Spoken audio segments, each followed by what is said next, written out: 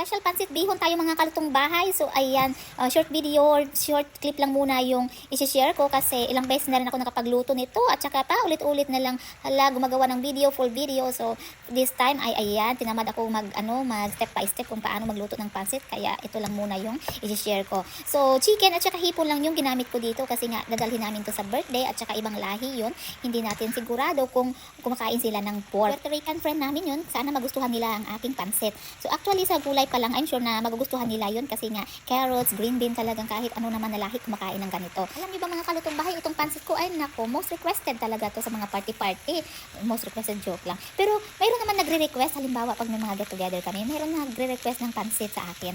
Ngayon daw yung dadalhin ko. Actually sa totoo lang, talagang pati ako nasasarapan sa aking pansit kasi nga ako, pag magluto ako niyan, ayaw ko ng gulay na overcook, yung mushy siya. Gusto ko yung medyo crunchy siya. At saka gusto ko yung maraming gulay para balance din kasi nga carbohydrates yung pasta.